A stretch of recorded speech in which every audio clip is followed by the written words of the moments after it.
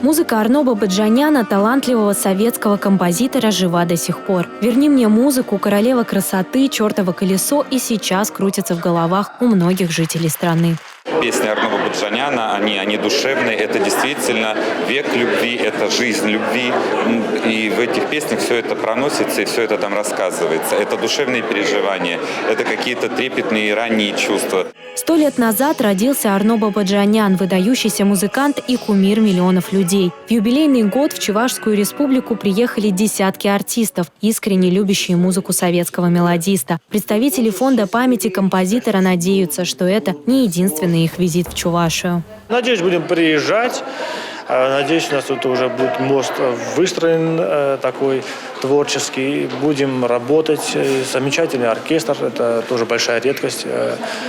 Это счастье встретить хороший коллектив. Погрузить зрителей в удивительный мир композитора – заслуга, в том числе и дирижера Натальи Яклашкиной. Почувствовать мелодию и точно передать настроение автора слушателю непросто. Как говорили о музыканте друзья и коллеги, он объединял необъединяемое. Этот принцип переняли и его последователи. В этот вечер впервые на сцене встретились стихи чувашской поэтессы Светланы Азамат и музыка армянского композитора Арно Бабаджаняна.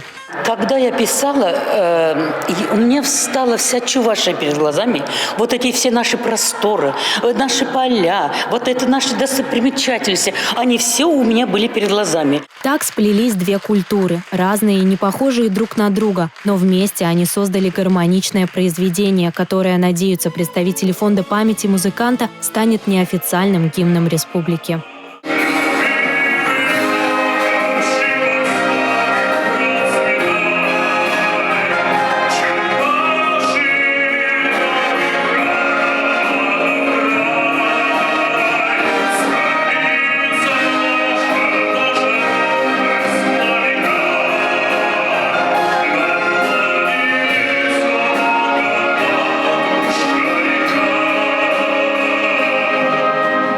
Многие произведения Арно Бабаджаняна – саундтрек юности наших бабушек и дедушек. Александра Мылова много лет жила в Москве, но родные чувашские просторы вернули ее домой. И сейчас она здесь, в городе детства, на концерте, где звучат любимые песни молодости. Во-первых, это вспоминается юность моя.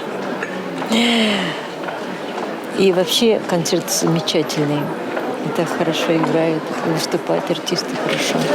В сердце практически каждого россиянина есть место для музыки Арно Бабаджаняна. И даже спустя многие годы его песни остаются актуальными и современными. Екатерина Никитко, Юлия Дюкова, Георгий Кривошеин. Республика.